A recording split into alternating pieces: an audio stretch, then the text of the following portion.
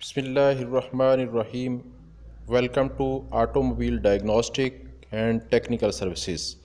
Please subscribe, press bell icon and press the like. السلام علیکم ورحمۃ اللہ وبرکاتہ.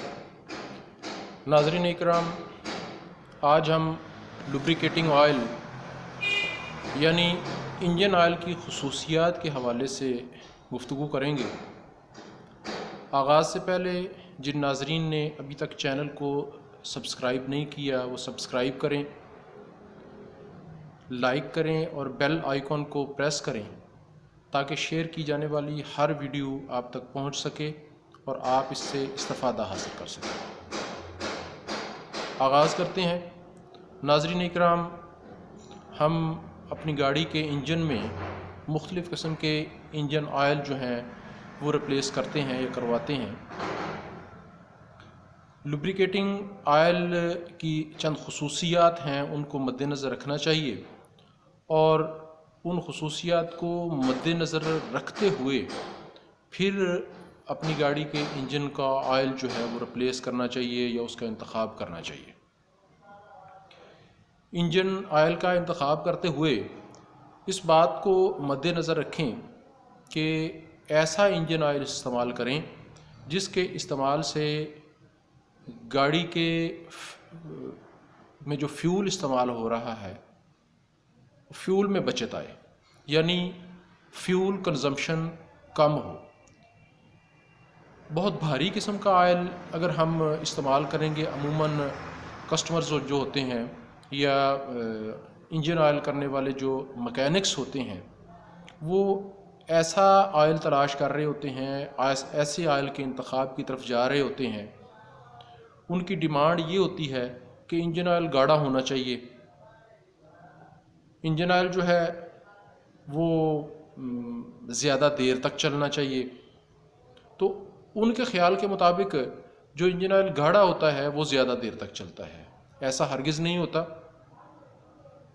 اس طرح کہ جو آئلز ہوتے ہیں مارکیٹ میں، جو آئل زیادہ جن کی وسکاسٹی زیادہ ہوتی ہے، وہ فیول کنزمپشن جو ہوتی ہے گاڑیوں کی وہ بہت زیادہ کر دیتے ہیں، یعنی زیادہ انجن بھاری ہونے کی وجہ سے زیادہ فیول کنزیوم ہوتا ہے.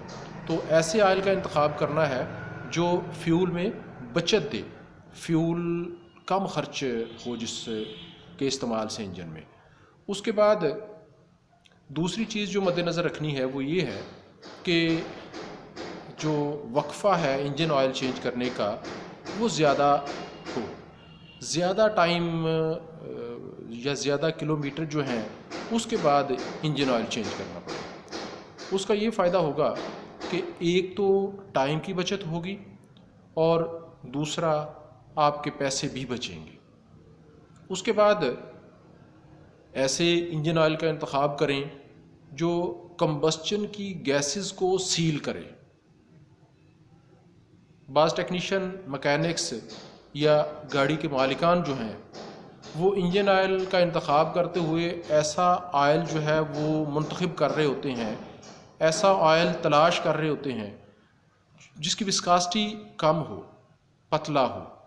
ان کے خیال میں یہ ہوتا ہے کہ یہ آئل چونکہ ہلکا ہوتا ہے، پارٹس کے درمیان میں اس کی باریک تہہ بنتی ہے جس کی وجہ سے انجن جو ہے وہ ہلکا چلے گا اور ہلکا انجن چلنے کی وجہ سے فیول کی کنزمپشن کم ہوگی.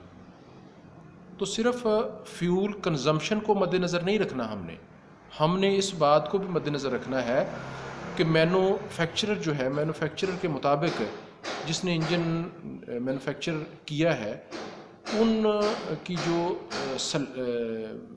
سجیشن ہے اس سجیشن کے مطابق کون سا انجن آئل جو ہے وہ سیلنگ کا پراپر کام کرے گا اور دو پارٹس کے درمیان میں جو کلیئرنس ہے اس کے درمیان میں آئل فلم پوری طرح سے بنا سکے گا. تو انتہائی پتلا آئل جو ہے وہ بھی استعمال نہ کریں. اس کے بعد انجن آئل کا انتخاب کرتے ہوئے ایسا انجن آئل ریپلیس کروائیں یا چوز کریں جو گرم ہو کر جلے نہ.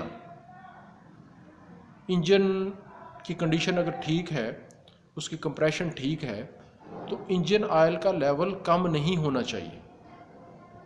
جب آپ کسی سستے یا غیر معیاری آئل کا انتخاب کریں گے تو وہ دیکھنے میں گاڑھا ہوگا، کلر بھی اس کا ٹھیک ہوگا، لیکن وقت کے ساتھ ساتھ وہ اس کا لیول کم ہونا شروع ہو جائے گا. تو لیول کم ہونے کا سے مراد یہی ہے کہ یا تو انجن آئل جو ہے وہ کہیں سے لیک ہو رہا ہے، اور اگر لیکیج نہیں ہے تو پھر صاف سی بات ہے کہ وہ انجن آئل انجن کے اندر جلتا ہے. تو ایسے آئل کا انتخاب ہرگز نہ کریں. عموماً ہوتا یہ ہے کہ ایک مرتبہ کوئی غلط قسم کا آئل جو ہے وہ استعمال کر لیا، اس کے بعد پھر ہمارے یہاں پہ ایک روٹین ہے کہ آئل چینج نہیں کرنا، کمپنی چینج نہیں کرنی. ایسا ہرگز نہیں ہے. اگر غلط قسم کا آئل آپ نے انجن میں ڈال لیا ہے، غلط آئل سے انجن آئل کم ہو رہا ہے، تو نیکسٹ ٹائم جو ہے وہ آپ ریپلیس کر سکتے ہیں، کسی دوسری قسم کے انجن آئل کا انتخاب کر سکتے ہیں. ہمیشہ معیاری انجن آئل استعمال کریں جو انجن کے اندر جلے نہ، یہ چیز مد نظر رکھنی ہے. اور اس کے بعد ایک اور اہم بات جو ہے جس کو ہم مد نظر نہیں رکھتے وہ یہ ہوتا ہے کہ ایسا انجن آئل استعمال کریں جو موسمی حالات سے مطابقت رکھتا ہو. اب یہ نہیں ہے آپ لاہور میں گاڑی جو ہے وہ ڈرائیو کرتے ہیں تو اسی وسکاسٹی کا آئل، اور اگر وہی گاڑی کوئٹہ یا جیکب آباد میں آپ استعمال کر رہے ہیں تو اس کے لیے بھی وہی آئل. کہ لاسٹ ٹائم میں نے لاہور جو ہے وہ 1040 یا 030 یا 530 جو ہے یہ آئل ریپلیس کروایا تھا. اب آپ جیکب آباد ہیں، اب لاہور کا ٹمپریچر جو ہے وہ 30 ڈگری سینٹی گریڈ تھا، جیکب آباد آ گئے ہیں وہاں پہ ٹمپریچر جو ہے وہ 50 ڈگری سینٹی گریڈ ہے. یا آپ سوات جو ہے وہ مسلسل وہاں پہ آپ نے ڈرائیو کرنی ہے، وہاں کا ٹمپریچر جو ہے وہ کم ہے، مائنس میں بھی ہو سکتا ہے. تو موسمی حالات سے مطابقت رکھنے والا انجن آئل کا انتخاب کریں. اب جس طرح سے 10W40 ہے، اب 10W40 میں فرسٹ 10 جو ہے وہ ویدر کی نشاندہی کر رہا ہے اور وہ منیمم ٹمپریچر کو شو کرتا ہے. 1040 ایسے علاقوں میں آپ استعمال کر سکتے ہیں جہاں پر -10 ڈگری سینٹی گریڈ تک ٹمپریچر ہو. اور 40 جو ہے 40 یہ وسکاسٹی ہے اس کی.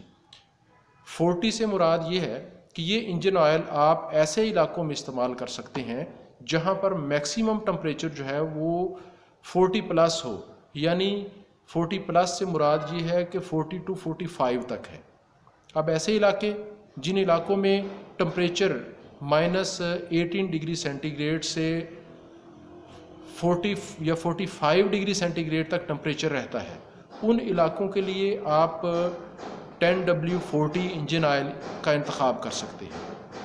اب ایسے علاقے جہاں پر ٹمپریچر 45 یا 50 ہے یا 50 پلس ہے، ان علاقوں کے لیے وہاں پر اگر آپ 020 یا 520 آئل کا انتخاب کریں گے تو یہ انجن آئل وہاں پر سروائیو نہیں کر پائے گا. وہ اس لیے کہ یہ مائنس میں تو گزارا ہو جائے گا، اور مائنس ہمارے ٹمپریچر پنجاب میں تو موسٹلی ہوتا بھی نہیں ہے، تو مائنس میں چل جائے گا. اگر ہم میکسیمم ٹمپریچر کی طرف جاتے ہیں تو اگر علاقے کے اندر ٹمپریچر 45 ہے اور آپ نے وہاں پہ 20 وسکاسٹی والا انجن آئل استعمال کیا، تو یہ انجن آئل تو میکسیمم ایسے علاقوں کے لیے استعمال کیا جاتا ہے جہاں پر temperature 20 plus degree centigrade, اور 20 پلس سے مراد یہ نہیں ہے کہ 100 ڈگری سینٹی گریڈ تک ٹمپریچر چلا جائے. اب اس کے بعد 30 وسکاسٹی آئل بھی ہے. اب 30 وسکاسٹی آئل سے کم لیول کے لیے یعنی کہ 20 to 25 ڈگری سینٹی گریڈ جن علاقوں کے اندر ٹمپریچر ہے، ان علاقوں میں یہ انجن آئل بہتر رہے گا. تو یہ تھوڑا سا میں نے ڈیفائن کر دیا اس کو. یہ مطلب ضروری نہیں ہے کہ آپ نے 40 یا 20 یا یہ مطلب انجن آئل ریپلیس کرنے ہیں. آپ نے اپنے علاقے کا جو موسم ہے، وہاں کا جو ٹمپریچر ہے، اس کو مد نظر رکھتے ہوئے انجن آئل جو ہے وہ سلیکٹ کرنا ہے۔ تو یہ انجن آئل کی خصوصیات جس وقت خصوصیات ہونی چاہیے۔ اور ایک چیز اور ذہن میں رکھیں، جس وقت آپ انجن آئل ڈالتے ہیں انجن کے اندر، اس وقت یہ دیکھنا ہے کہ ایسا آئل ہرگز استعمال نہیں کرنا جو جھاگ بنا رہا ہو، جس میں جھاگ بن رہی ہے۔ اس حوالے سے نیکسٹ ہم گفتگو کرتے ہیں، اور وہ گفتگو ہے ہماری لوبریکنٹ کی فارمولیشن کے حوالے سے۔ اب لوبریکنٹ کی فارمولیشن جو ہے وہ سمجھنے کے بعد ہمیں پتہ چلے گا کہ کون سے آئل جو ہیں وہ فیزیبل ہیں ہماری گاڑیوں کے لیے۔ انجن آئل بنیادی طور پر بیس آئل جو کروڈ آئل سے حاصل ہوتا ہے، بیس آئل منرل بھی ہو سکتا ہے اور سنتھیٹک یا سیمی سنتھیٹک بھی ہو سکتا ہے۔ تو بیس آئل اور اس کے اندر کچھ کیمیکلز جن کو ایڈیٹیوز کہتے ہیں، وہ شامل کر کے ایک خاص درجہ حرارت پر جو ہے نا، وہ میں ابھی آپ کو جو کروڈ آئل کے حوالے سے بتا رہا تھا، کروڈ آئل میں سے جو بیس آئل حاصل ہوتا ہے وہ ایک خاص درجہ حرارت پر اس کی ڈیسٹیلیشن کالم میں سے گزارنے کے بعد یا اس کو ریفائن کرنے کے بعد حاصل کیا جاتا ہے۔ تو بیس آئل کے اندر یہ مختلف قسم کے جو ایڈیٹیوز ہیں یہ شامل کیے جاتے ہیں۔ یہ ایڈیٹیوز انجن آئل کا جو ٹائم ہوتا ہے، انجن آئل کی جو لمٹ ہوتی ہے، یہ اسی سے پتہ چلتا ہے کہ یہ انجن آئل جو ہے وہ کتنا عرصہ چلے گا یا کتنے کلومیٹر تک یہ سروائیو کر پائے گا۔ تو انجن آئل میں جو ایڈیٹیوز شامل ہوتے ہیں اس میں اینٹی رسٹ ایڈیٹیو شامل ہوتا ہے۔ اینٹی رسٹ جس طرح سے نام سے ظاہر ہے، یہ انجن کے پارٹس کو ایک مخصوص وقت تک یا مخصوص کلومیٹرز تک زنگ لگنے سے ان پارٹس کو بچاتا ہے۔ اس کے بعد اینٹی کروژن ایڈیٹیو استعمال کیا جاتا ہے۔ اب یہ اینٹی کروژن جو کیمیکل ہے، یہ انجن آئل میں جو توڑ پھوڑ ہونا ہوتی ہے، یعنی ٹمپریچر کی وجہ سے، بفرنگ کی وجہ سے یا رگڑ کی وجہ سے، اس سے انجن آئل میں توڑ پھوڑ نہیں ہونے دیتا، انجن آئل کو اپنی اصلی حالت میں ایک خاص وقت تک برقرار رکھتا ہے۔ انجن آئل میں اینٹی فومنگ ایڈیٹیو استعمال ہوتا ہے جو جھاگ نہیں بننے دیتا۔ ابھی میں آپ کو بتا رہا تھا کہ ایسا انجن آئل مت لیں جس کو انجن آئل میں ڈالتے ہوئے جھاگ بنے۔ یہ جھاگ جو ہوتی ہے یہ آئل فلم نہیں بننے دیتی، تو اس وجہ سے اینٹی فومنگ ایڈیٹیو استعمال کیا جاتا ہے۔ اس کے بعد اس میں ڈٹرجنٹ ایڈیٹیو استعمال کیا جاتا ہے۔ اب یہ ڈٹرجنٹ ایڈیٹیو جو ہے یہ صفائی کا کام کرتا ہے۔ انجن کے جو پارٹس، جن پارٹس پہ کاربن آتی ہے، اس کو صاف رکھتا ہے تاکہ موونگ پارٹس جو ہیں، جو حرکت کرنے والے پارٹس ہیں، وہ آسانی سے موو کر سکیں۔ جیسے پسٹن سلنڈر کے اندر موو ہو رہا ہوتا ہے، اب سلنڈر میں کاربن بنے گی، وہ کاربن انجن آئل صاف کر کے آئل سمپ میں لے آئے گا، اور آئل سمپ سے پھر آئل فلٹر میں جا کے وہ کاربن رک جائے گی اور دوبارہ سے صاف آئل مختلف پارٹس کو لوبریکیٹ کرے گا۔ اس کے بعد وسکاسٹی امپروور ڈٹرجنٹ جو ہے یہ استعمال کیا جاتا ہے۔